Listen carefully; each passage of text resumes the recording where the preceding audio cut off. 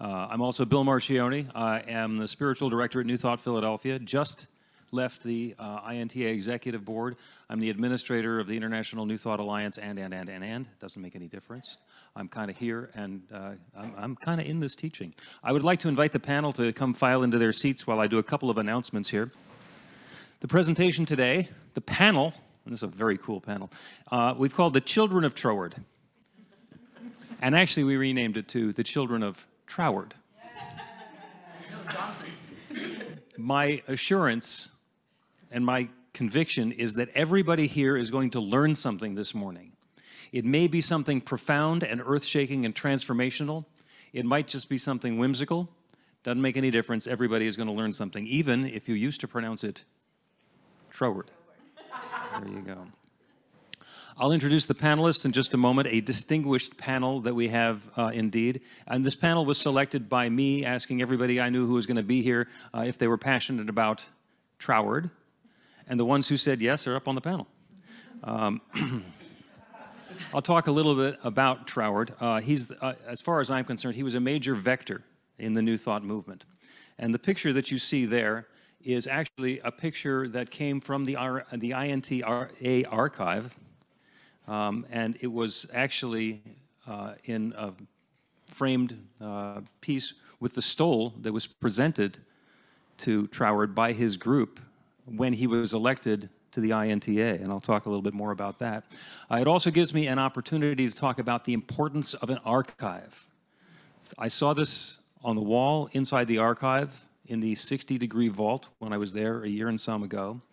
And I thought it would be great to have that at Unity Village for the presentation, especially since the archive is going to be moving here. So we carefully had it packed up and shipped, and the glass broke and has done a fair amount of damage to the fabric on there. So it's now being restored so that it can go back into an archive.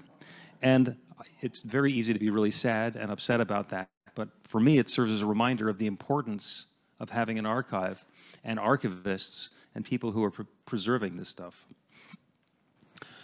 Troward said the law of flotation was not discovered by contemplating the sinking of things, but by contemplating the floating of things, which floated naturally and then intelligently asking why they did so. That kind of sums up Thomas Troward as far as I'm concerned. And I'll give you some background. It looks like I'm going to start doing a lesson on the history of the INTA. I am not, because this is, trust me, this is going to connect. We love this. Yeah. So February 21st to 22nd in 1899, there was a New Thought convention in Hartford, Connecticut, and the purpose was to keep in touch all those interested in the advancement of New Thought. At that gathering, they formed the International Metaphysical League, and there were some people who were involved in that. The executive board that was elected included Melinda Kramer and Charles Fillmore. Familiar names, anybody? Well, by golly, yes. And they weren't there just to hug each other, although I'm sure they did a certain amount of that. They also addressed some issues. There was one at the time that the United States Postal Service was bringing people up on postal fraud charges for claiming that they could do remote healing. So that was actually an issue. Can you imagine somebody having an issue with the U.S. Postal Service? Gosh, thank goodness things have changed. The group decided they wanted to get together again, so they went to Madison Square Garden in New York. They went to Chicago. In 1904, at the World's Fair, they went to the St. Louis Convention. That was supposed to be a spectacularly big thing, but they wound up having to let people become members for $1 so they had enough people to vote. Also, some things never change. George Burnell was representing Emma Curtis Hopkins from Chicago. Myrtle Fillmore was there. Nona Brooks was there. Again, names that you are recognizing. They became the New Thought Federation, which was later the National New Thought Alliance. They met in Boston, in Omaha, Los Angeles. In 1913, they met in Detroit. Then they had a wonderful idea. You know, it's not just about the United States, and it had been East Coast, West Coast for a long time. So they decided to go to London in 1914. And between June 21st and 24th in 1914, they met in London. They formed the International New Thought Alliance. Judge Thomas Troward was elected vice president of that organization, which is this organization, same one that's meeting here today. The British chapter of the INTA was formed, and Troward was elected president of that. He held that position halfway through the term. The term was from 1914 to 1918, and he actually passed in 1916. So A lot of interesting things that were happening then. And oh, by the way, you know, just an idyllic time in our history, 1914. What could possibly go wrong in June 1914, except for World War I starting a month later? And Troward has had... Troward, see? This is going to go on for a while.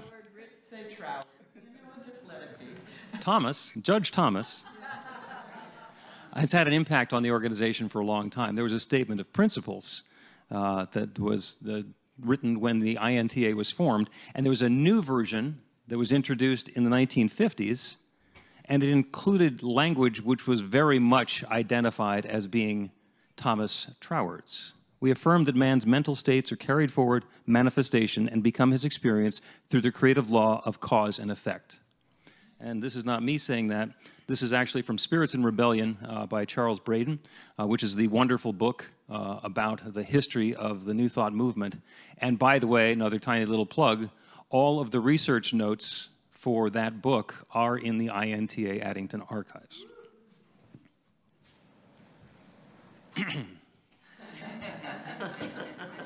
Here's my contribution. My students have pointed out that Thomas Troward can be a little dense with limited punctuation and lengthy sentences. So, and some of my students just had a really difficult time reading on and trying to figure out what's going on. And when we realized that he was an elderly British gentleman, quite aristocratic, who was lecturing, and these are transcripts of the lectures, well, then all you need to do is put yourself into the position of reading them in the same way that he spoke them, and it becomes very simple. And there's simple pauses that show up where there should be punctuation, but there is not. So if you can't do the voice, just imagine that going on in your head, and it makes it that much easier. The people who are on the panel today are friends and colleagues and are going to be sharing their personal background with the judge and how that has impacted their work. I'm going to do a really, really quick introduction and invite you to embellish the introduction for yourself. I'll just talk about the reason that you're here as far as I'm concerned. Lisa Stewart, who is going to have her entire introduction read this evening as she wins the Torchbearer Award, or is awarded the Torchbearer. It's not like a competition where you win something. Yeah, the winner. I met Lisa Stewart at RSI Teen Camp when we were both out there advisorizing the youth. Advisorizing, that's what we were doing there. And she is passionate about the law. It was a long time ago. It was a long time ago, but you know, Thomas Troward was 110 years ago, so it wasn't that long. Thank you. Tim Stewart was the other person named Stewart who was going to be here. Tim is the president of the INTA, has been involved in the teaching for an awfully long time. Again, somebody who is passionate about the law and about Thomas Troward. Michael Spear and Mary Beth Spear both found the New Thought teaching, CSL, separately. They were not together at that time, and they both studied Troward first, and they both loved it. And they have that in common, and they're going to talk about their experiences with CSL and with Unity and with Troward as well. And the batting cleanup is Ruth L. Miller, who actually is the only one on the panel who officially knows anything about Thomas Troward, or Troward, including his pronunciation. So Lisa Stewart, I'm going to ask you to share some of your thoughts and observations about the judge. Tim has a mic. Thank you. Thank you, Bill. Whoops, is it on? No, now it's on. You're good. Thank you, Bill. I love Troward. Do you love Troward? Yes. We were trying to get Ruth to go first because she's really the authority on Troward, but I will tell you that I've been teaching Troward, reading Troward, a student of Troward, for about 25 years, right? I'm primarily a student of Troward.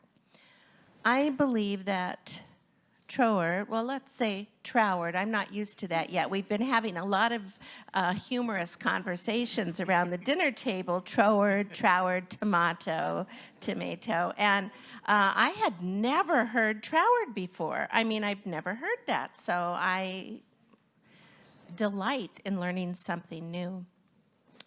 I believe that the source material in all of New Thought written by these original magnificent thinkers must be read, studied, digested, reread, studied, digested, until they become part of our consciousness, not our intellect.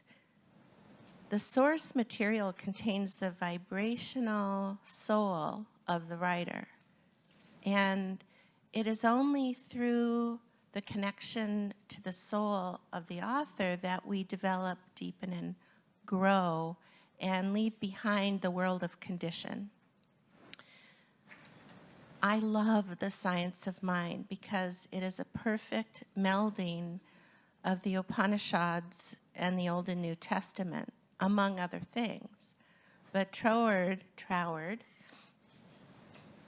in his unique cultural experiences from India and that what I would now call a staid box of conservatism from the Church of England, though he was by no means staid nor conservative, though his appearance to the world was conservative. A judge, a provisional judge, was certainly respected, highly educated, and prosperous. I think we could agree on that, right? But the synergy of the Upanishads and his dedication to the Christian Bible ultimately gave birth to a sort of new thought mysticism that is and remains today magnificent and important, and a deep dive into ourselves.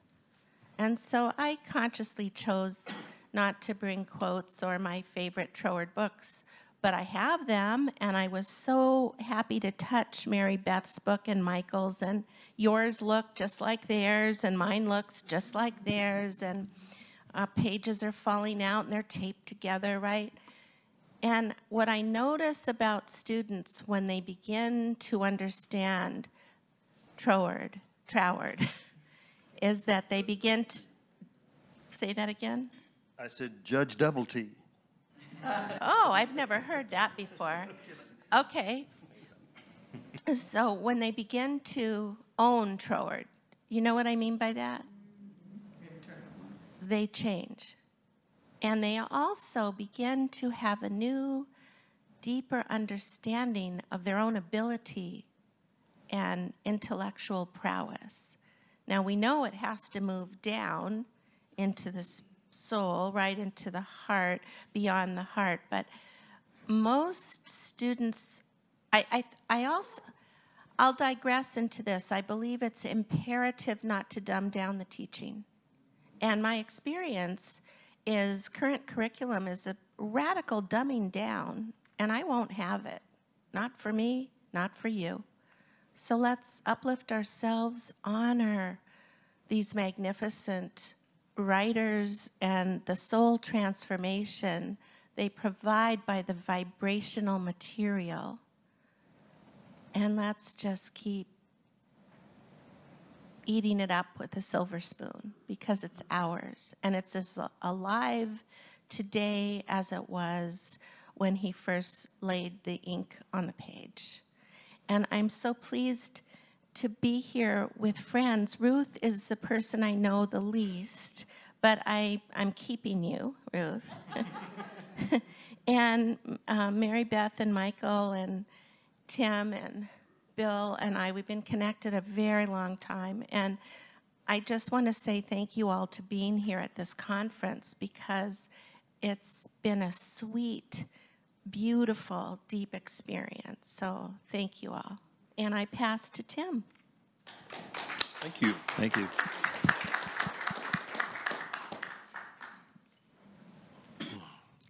Well, let me start with a short story, and that is this Troward thing. And imagine for a moment that it is your first ever INTA Congress, and you go there, and Troward, anyway, he has really changed your life. I'll get to that in a moment. And you mention it to this minister because you're having this conversation and you're impassioned about it. And the moment you say, whichever one I said, and to tell you right now at this moment, I don't remember how I said it. And she proceeded to act as if I had just committed the most blasphemous offense that you could possibly imagine. And she spent about the next, 5 minutes at least, letting me know how I must know absolutely nothing because I had mispronounced his name. So after that, for a while, I would just refer to a book title and assume that they knew who wrote it. But then to go from that story to something that Dr. Lisa mentioned, and I will say this, the same name thing. She was once asked to introduce me because she knew me. And she was saying, we have the same name, said, but we're not married. Well, we're married, but not to each other. And then she said, well, at least he says he has a wife, but no one's ever seen her. So, anyway. That's true, I did say that. Yes, you did say that. You forgot it. I will remember that always because Blaine Mays was in that room and he stood up and he said, I've seen her. She does exist. Okay. But when I came into New Thought, I came in through religious science. And my background had been that of a very traditional, fundamentalist, Pentecostal minister who had gone to Lee College, which was a Church of God-owned college. Walked away from that when it got to the point, that doesn't make sense to me anymore. It just didn't make sense. And I get into religious science, and I'm hearing all of this oneness, and I thought of it in a way that would take too long to explain. And then I took the first class I ever had, the first time I signed up for a class, and it was on the Edinburgh Lectures. And reading the first chapter changed my life. Because as you were talking about it, having to go from the head to the heart or the heart to the head or however you want to do it, I'd had that very emotional experience from my previous background. And I knew that when people get emotional, they don't always make rational decisions. And if you can get someone emotional enough, they can accept almost anything. They'll have an altar call. Well, that's right. I used to sing for those because people would pray and say, God, deliver us from this. But anyway. But for me, I could not allow something to really touch me heartfelt until it made sense to me at that point in my life. And Troward was such that as I would read it, he went through in this very methodical process of explaining everything. And it clicked. For me, it was an epiphany. It was an epiphany that changed my life. And from that moment forward, it was all different. I did realize that as I was reading him, I once found a place in the book that there were 2 pages. You had a period over here, then you could turn and you had 2 pages, and then on this next page, you finally saw another period. Right? That's, And I would sit in bed at night, and I would read this. And if it didn't make sense, I would read it again. And then I would read it again until finally it would come through to me. And another, pardon me, because I do add humor in sometimes, but I'm sitting there and something hit me. I don't even remember what it was at that point, but it hit me in such a way. It was like, wow, this is really something. And I nudged my wife. She's not my wife, but I nudged my wife. And I said, honey, listen to this. And I read it, and I put the pauses where I thought the pauses should be. And I emphasized the words that I thought should be emphasized. And when I finished, she looked at me, and she cocked her head, and she said, and that is why I read romance novels.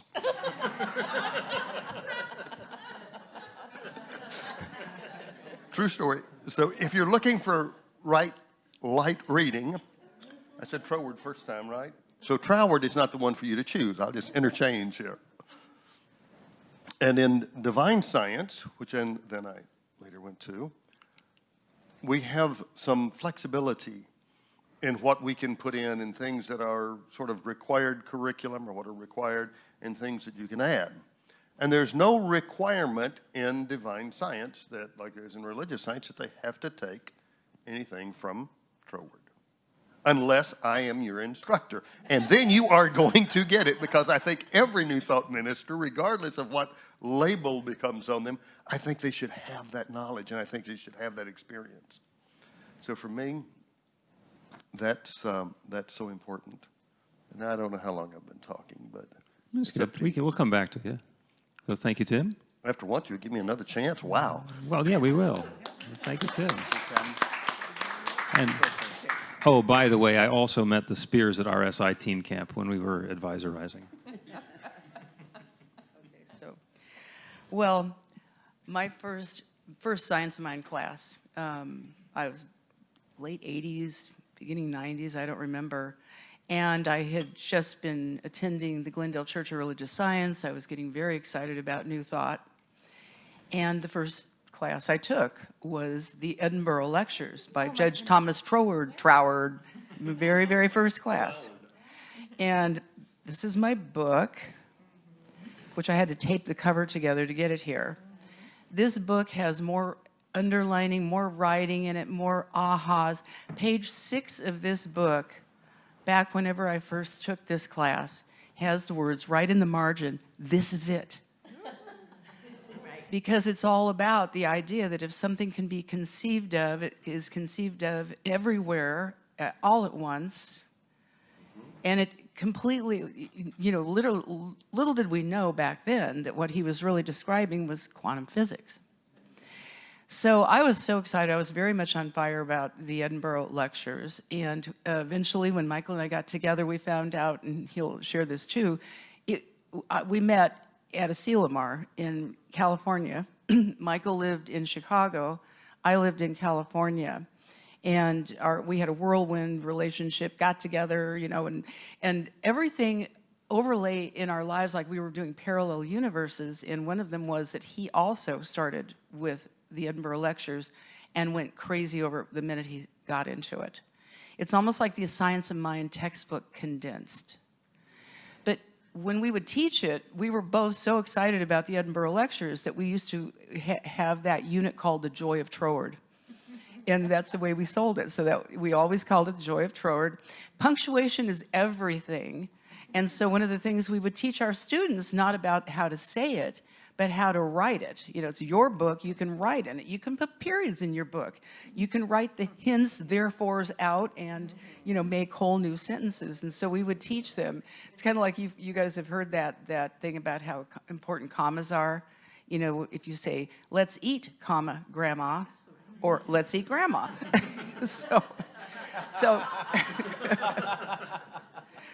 that's how we worked with it. But when we were talking about, we had no idea what Bill had in mind for this panel, other than we all had in common that we just knew that what we have been told several times along the ways, that this was about 25% to the foundation of the concepts of the science of mind. And I love studying and knowing how Ernest Holmes got it and how he stumbled on it and how he, you know, took it into heart. I also know that in our textbook, there's no reference to Thomas Troward. And one of my teachers once told me that was because he'd so embodied Troward that it was just integrated. But actually, in the original Science of Mind textbook, the 26 textbook, there are footnotes to Troward. There's definitely the credit given where credit's due. Although as ministers, you know, they always say that if you take from one place, it's research. I mean, it's stealing, but if you take from many places, it's research. So as long as you take from many, you're researching. So, but what I wanted to share, this is the thing that I thought about I could share with all of you, is I got really excited about knowing the story of his only student, Genevieve Behrend. And that's in this book, this amazing little book that if you've not ever read it, I encourage you to read this book called The Invisible Power by Genevieve Behrend, Behrend. And I won't go into her story. I have so many notes, and I'm just going to put it in a little capsulization here. Genevieve Behrend was a fairly young widow who was very unhappy, and she was trying to find her way. She knew there was something greater in life, and she wasn't sure what it was. She had means to be comfortable, but she was not satisfied. And she actually met Mary Baker Eddy and studied a little bit of Christian Science, and that didn't work for her. And then a mystic that she ran into told her that she was going to stumble on some information, and she was going to then be the person who carried that information forward. It wasn't too long after that, according to this little bitty book, that she stumbled on the Edinburgh Lectures. And she thought, oh, this is great. I'll read it in a weekend and I'll understand and I'll move. And anybody who's read the Edinburgh Lectures, this is something that is really a way of living, actually. So the cool thing about Genevieve Behrend's story is her story is about how she convinced Thomas Troward to take her as a student when he didn't take students. And she was so convinced that she should be his student before he even ever talked to her about it, that she had to go from New York to England to be able to live in England, to study with him, even though he'd never said yes, and she hadn't really approached him about it, as far as you may know more. And at that time, she had to demonstrate what she considered to be $20,000 that would allow her to be able to be there, be a student, and live through the time that it would take to work with him. That, if you take it into today's dollars, was about, I think, $500,000 to $600,000. And using the principles she studied in the Edinburgh Lectures, she manifested the money. She went to England. He said no. He said no again. He said no again, and she kept not hearing no. And in a very amazing weave of serendipity, she managed to become his student. And what I love about this story is her tenacity. I love the fact she applied the information. And the thing I especially love about it is that she's the one who really carried it forward. Because after he transitioned, she continued to teach the Edinburgh Lectures and the principles, not just Edinburgh Lectures, but all his stuff, which he told her he didn't want to disappoint her when he took her as a student, but he said, the point of this is, I don't want you to be disappointed, but what you're going to be studying with me is the Bible. The Gnostic, the deeper hidden Bible. But I don't want you to be disappointed. If you study with me, that's what we're going to study. So I'm telling you this, and it was my part to say, because what I do is I've not only integrated when I've taught the unit Edinburgh Lectures, I always had my students also read Invisible Power by Genevieve Behrend. And the other thing I do, which is even more fun, because it's easy, I do a Monday morning metaphysics group. Every Monday I do it on Zoom. I've been doing book group for years, for about an hour and a half every Monday. And our book group has about 3 times now read this book. So I've introduced Thomas Troward to newbie New Thoughters, people who didn't even know they were New Thoughters because people drop in on the Zoom. But every student I've ever had studying with me with Your Invisible Power has been turned on and tuned in to Thomas Troward. So, and that's my perpetuation of it, because I think, what I've really gotten out of this INTA is we are the torchbearers now. We are the ones now, right? We're standing on the shoulders, but it's our shoulders people are going to be standing on. And so I love that this is just a really organic way to continue to teach the Edinburgh Lectures through Genevieve Behrend's 98 pages. And many of the people I've taught it to, of course, have gone on to want to know deeper study. So that's what I thought I could bring to you guys today. And thank you for letting me speak. Thank you, Mary Beth. Michael. Okay, well, good morning. As Mary Beth said, we both started out with Edinburgh Lectures, although we didn't know each other at the time. It was years earlier. It was actually, I figured out, it was 1984, so it was actually 40 years ago. And I happened to go to First Church. We're dating ourselves, I know. No one else would date us, so we have to date ourselves. Doesn't get any better than that, trust me. So 40 years ago, I went to First Church of Religious Science in Chicago, Illinois, downtown at Water Tower Place, Dr. Carlton Whitehead. Had no clue about what this was about. We got sent there by a 90-year-old holistic physician, told us we should go to this place. And next thing I know, I'm hearing all this stuff. I was raised in Judaism. I had no idea about New Thought. I had no idea about being spiritual, if you will. I was lucky to make it past my bar mitzvah. Got kicked out of Hebrew school most days anyways. And next thing I know, I was taking a class. And the class I took was Edinburgh Lectures. And I immediately, it had me with hello. I immediately got it. God knows how, I just understood it. I resonated with the writing, it didn't bother me. And I just started digging in on it. And for me, you know, and over the years, I've taught it many times, but it's been a while. I haven't really been back in touch. I brought my old original night copy from back then, 40 years ago. It's also taped up and highlighted all over the place. And so over the years, I taught it many times, and you know, as Mary Beth said, we taught our students to kind of repunctuate everything, you know, say, his sentences were paragraphs, right? So you take and put periods in, or take the henceforths out. Sentences were chapters. They were chapters sometimes, they were. They absolutely were. So I hadn't touched this in a number of years, and I decided to read through it again, knowing we were doing this panel, and it's been too long, actually. I've been meaning to get back and read Troward, but life kind of got in the way.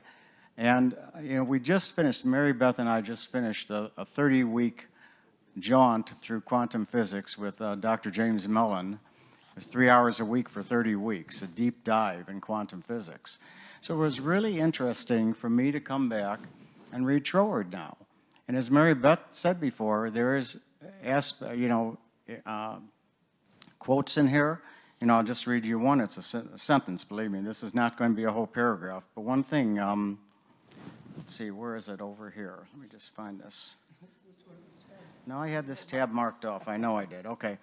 He said the important part of this distinction is that if we can conceive of anything as entirely devoid of the element of extension in space, it must be present in its entire totality anywhere and everywhere. Sounds like a title of a movie. That is to say, every point of space simultaneously. Can I have the mic for a minute? That's actually the paragraph that I had written. This is it. And we didn't know that we were looking at that same paragraph. So, but that's Quantum Physics 101. That's what my note in there is. It's Quantum Physics 101. Now, bear in mind that when this was published in, what year was it published in? It was in 1909. 1909 it was published. At that point in time, it was 13 years before Niels Bohr, who was considered one of the fathers of quantum physics, received the Nobel Prize. It was about 2 years before John Wheeler, who was another pioneer in quantum physics, was born. Where did he get this from? Well, there was a lot of research going on. There were things going on, but what I believe is he got it from intuitive knowledge. He was guided. He pulled knowledge from the universe, and we know that Troward will say, was a student of ancient wisdom. He was a great student of the Bible. We know that about him, as Mary Beth mentioned. The ancient writings before the Bible, he put it together. And what happened out of this writing, just like it clicked off for me. So he talks about subjective versus objective mind. He talks about so many things in here. He talks about the creative process. You can go in there, and I went in one place and actually marked off the steps of the creative process. He didn't do it like that because, again, it was coming off a lecture, but you can see it there. I found places where you can actually see the steps of treatment, even though he doesn't call it that or doesn't outline it like that. You can see it's right there, spiritual mind treatment, affirmative prayer.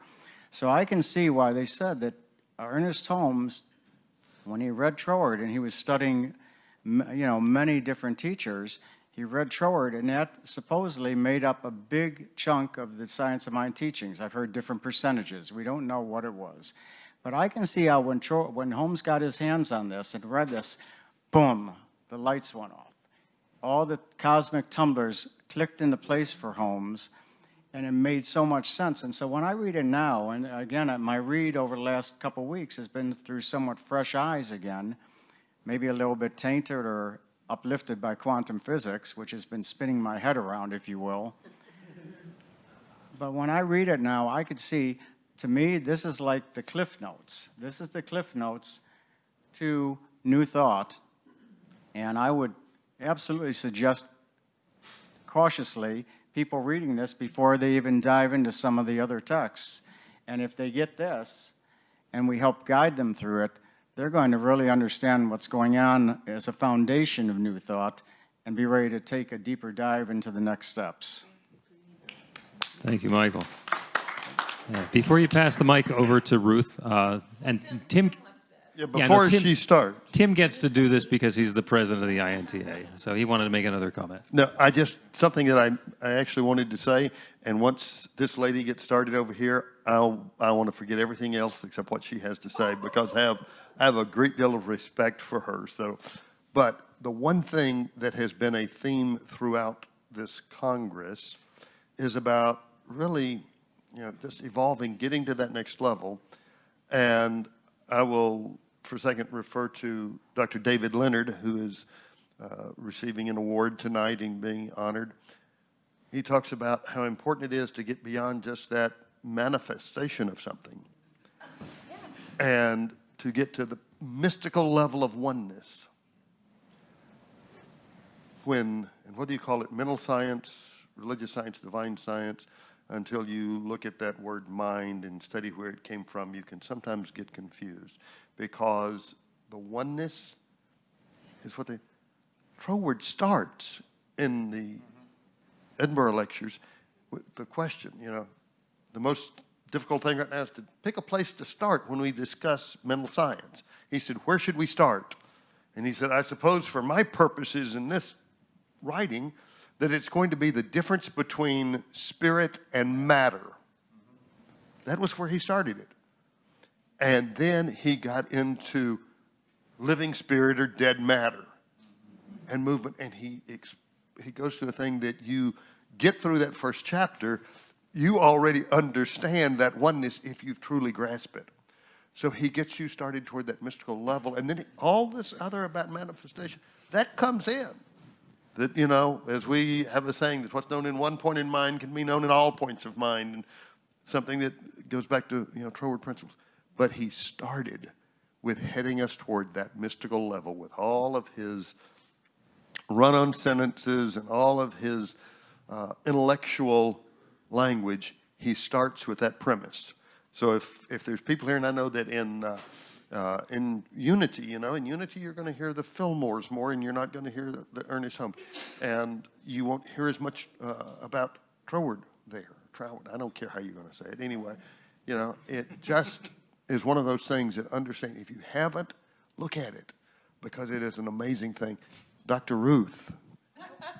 Can I say something first? On the heels of what you just said, I just thought I'd share with you, this was the paragraph that Genevieve Barron read of the Troward materials. She wrote in her book, she said, this seemed to be the greatest thing I had ever read. I memorized it and endeavored with all my soul to enter into the spirit of Troward's words, because Troward wrote a chapter in the Doré lectures about getting in the spirit of it. And it is as follows. My mind is a center of divine operation. The divine operation is always for expansion and fuller expression, and this means the production of something beyond what has gone before, something entirely new, not included in the past experience, though proceeding out of it by an orderly sequence of growth. Therefore, since the divine cannot change its inherent nature, it must operate in the same manner with me. Consequently, I love this part, consequently, in my own special world of which I am the center, it will move forward to produce new conditions always in advance of any that have gone before. Ooh. Thank you, Mary Beth. And I just wanted to say a word about Dr. Ruth Miller, who reminded me this morning that she is not affiliated with Unity. She is not affiliated with the Centers for Spiritual Living. She is, to my understanding, not credentialed by the Emerson Institute nor Divine Science, but she's been speaking and talking and teaching and publishing for all of us for an awfully long time. Is she a member of Anton? Of course she's a member of Anton. And we're delighted to have you here. Thank you so much. All right. So you've got a little bit of a hint of what this incredible being had to share. I want to give you a little more context for that. I have a little biography I wrote about him. And I didn't dumb him down. I know. But I know you didn't dare. But I did take a few of his essays and write them in modern English with the appropriate periods and commas and bullets. And some of them, well, a lot of them are not in the Edinburgh Lectures. So the Edinburgh Lectures came out and, happened when Troward retired from his judgeship, his position with the civil service in the Raj, the British Raj in India. He had been born in India. He had been born in the Punjab, actually, raised in Sri Lanka, Ceylon. He had lived with Hindi and Urdu-speaking people who had been caring for him for the first 10, 12 years of his life. And then he was sent back to England to go to school and become a proper British gentleman, right? Well, if you've ever heard a Jesuit say this, give me a boy until he's 7, I got a man until he's, forever. I got a man for life.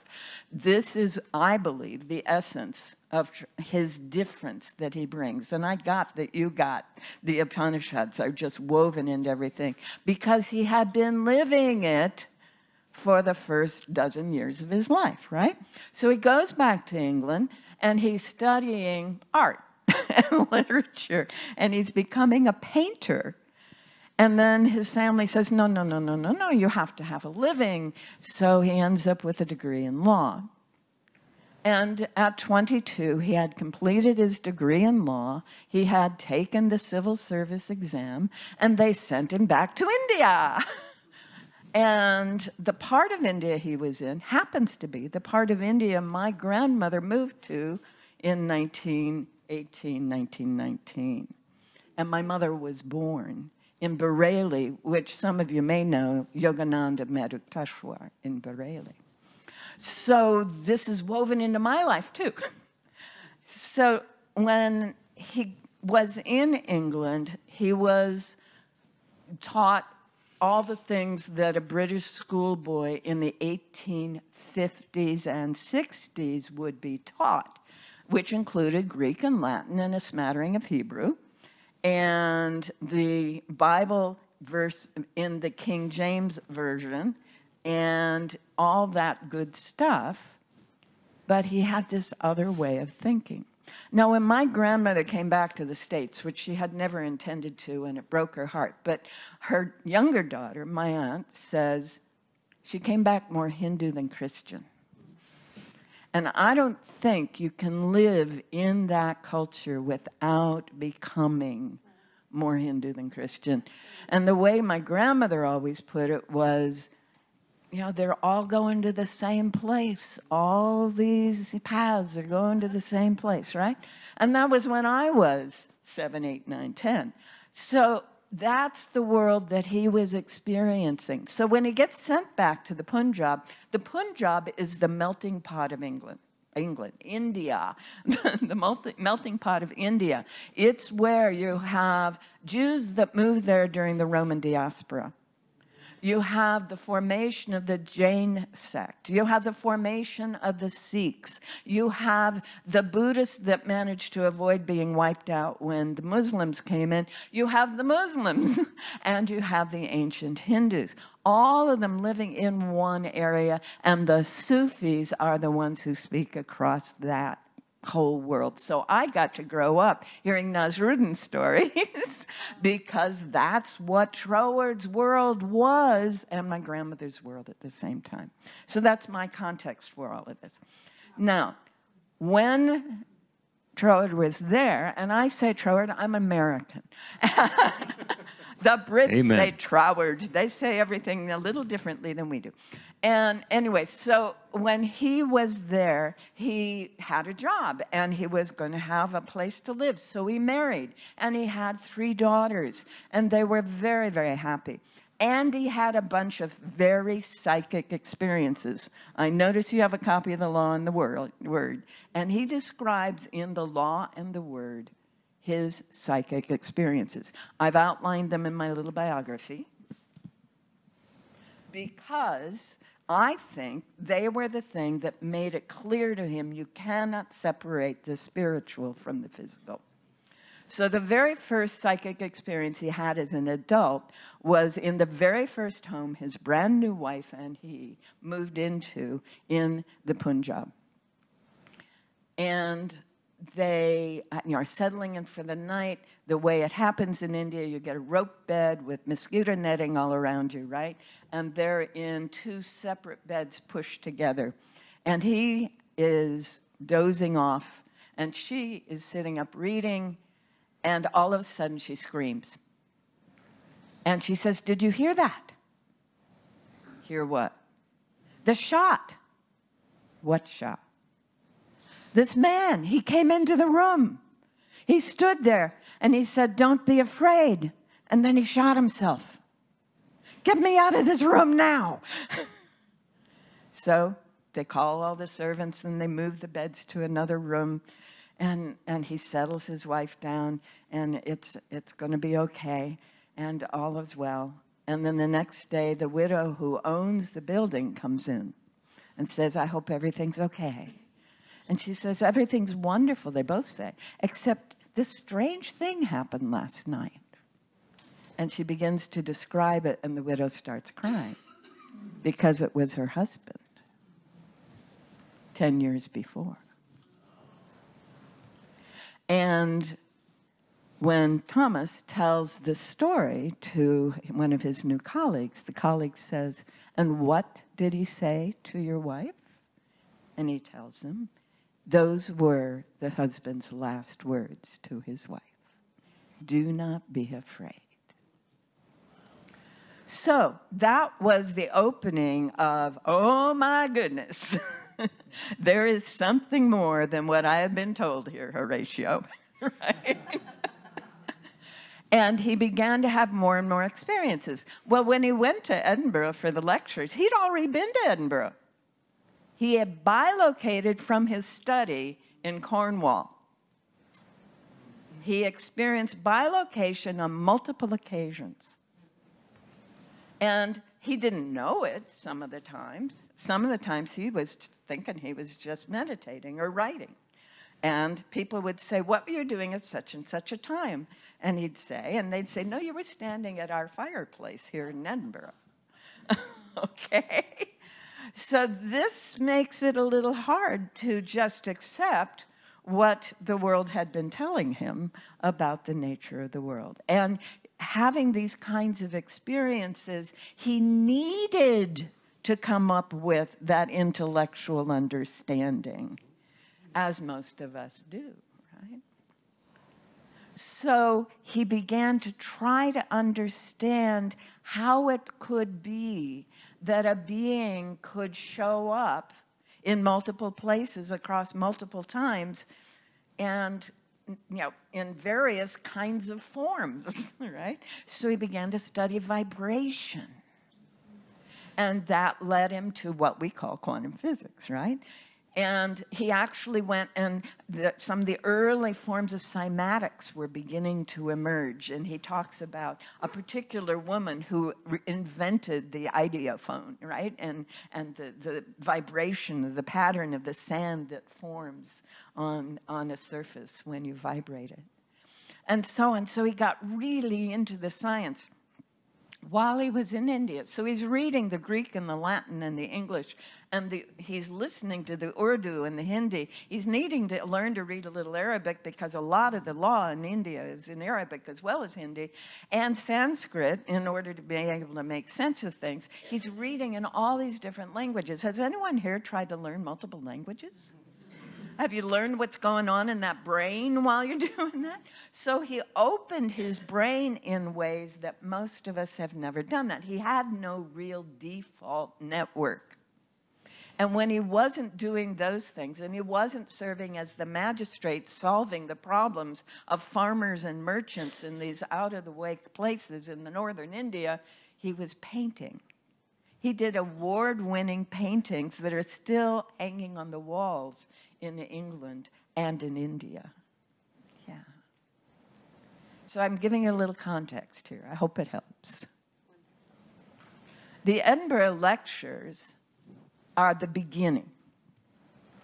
It's what he put together when he came back to England after retiring.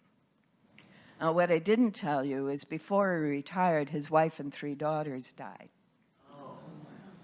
And so that's part of why he retired. It's kind of like when Emerson needed to change his life. It was his wife and son had passed away. Yeah. And so he's reframing his life and trying to make sense of it. And he did remarry, and he did have 3 more daughters, and his new wife actually is the reason we have any of his materials today.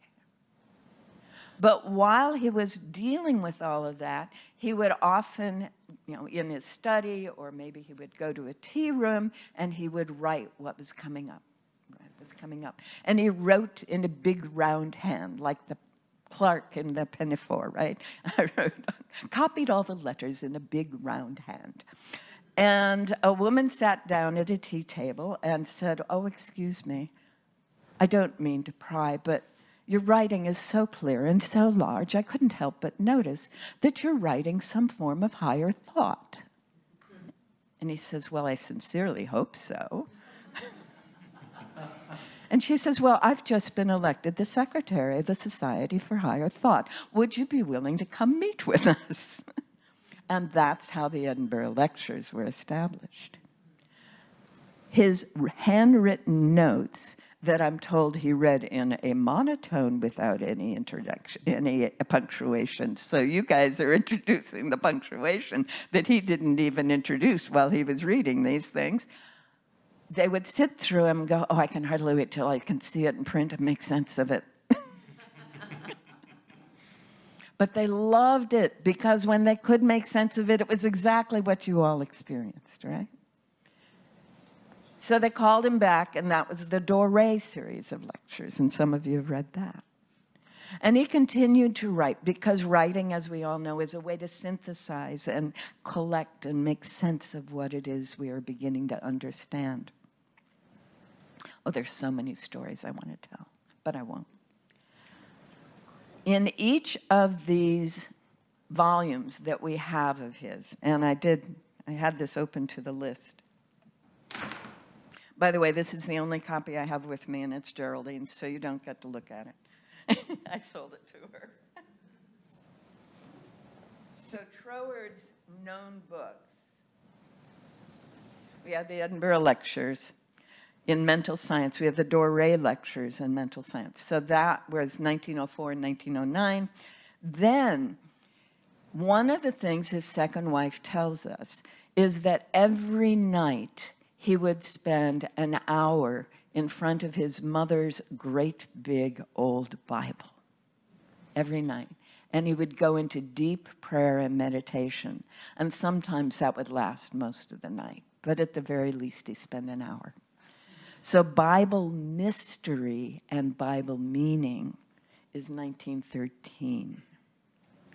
Then my favorite, the creative process in the individual. Because that was his name for what we call God, the creative process. Wow. Not a person, not a being, not an essence, a process unfolding each in and through each of us. And that one carried me to the next level. Then he did a period that were called the years 1914 to 1923 in Bible prophecy. So during World War I, he would go out and paint. And he was really nearsighted, so nearsighted that people would come up to him and he had no idea who they were. And he went out with his paints one day and didn't see the signs, "Don't go past this point." Finally, the Coast Guard had to reel him in as a potential spy because he was out on the coast painting during World War I. But as he was making sense of all of that is when he wrote The Law and the Word, which came out in 1917. His wife put it together, his second wife.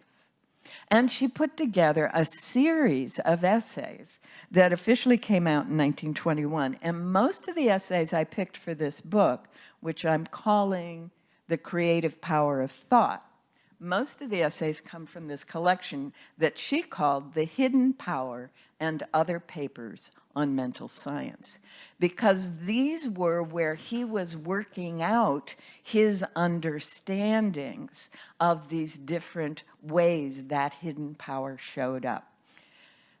An amazing being, integrating across cultures, across times. He was very well read in the sciences, and he's constantly quoting various scientists of the period and making sense of things in a way that all the folks who established quantum mechanics were trying to make sense of things. He used the language of algebra. He didn't try to get into the language of calculus, which is what got the quantum mechanics people able to make sense of things. But with algebra, he was able to demonstrate a lot of what he understood. He was a product of Victorian England and the Raj, and we are the beneficiaries. Thank you. Thank you, Ruth. So panelists, any final comments? We've only got a few seconds. Is there anybody who needs to follow that with anything? Anybody just intimidated? I'll say one thing, and that is this, that Troward really was about, we hear a lot of theory and such, and I've been told he never really developed or taught spiritual mind treatment, directive affirmative prayer as we know it. Not, and I've also heard, is that not true? Did he actually do it too? One of the essays is how to heal another person, and how to do distance healing. And I have it in here. Yeah, very much so. That's part of why his second wife made sure that we got that, because he had experienced being in bilocation. So he knew you could be in more than one place at once. He knew it was all one, and he taught it. And I did have one more thing. Emmett Fox was a student of Thomas Troward. Anyways, the bottom line was he did, however, say to use it. He actually has that in there. He promotes using what he's teaching in there. Even at least out of Edinburgh, you didn't walk away unless you really dig in there to try to figure out how to put the pieces together. Thank you. Lisa? Tim? Anything? You don't have to. You hand a minister a microphone, it's like they're not going to just hand it back. In that case, what I'm going to do is I'm going to ask... May I say one thing? There's a new book published. I wish it might be Tarcher. I don't know who published it, and it has every word Troward's ever written, including The Law and the Word, and it's thick, paperback, and it's available. It's a great student book. So just wanted to put that out there. Thank you. Thank you. Thank you. And thank you all for being here. Show of hands, have you learned anything today? Our mission is accomplished. The thing that I learned today is about dumbing down the teaching. And I've been on this course for a while. When we dumb down the teaching, it becomes manifesting. I knew that. Yeah. I did not take that personally. When we dumb down the teaching, it becomes manifesting, and anybody can do it, and it works until it stops working. And what we have is how to make that from a mental practice to a spiritual practice and get through the dark night of the soul and continue creating our lives. So that's something I've been learning. Thank you very much to the panel. Thank you all.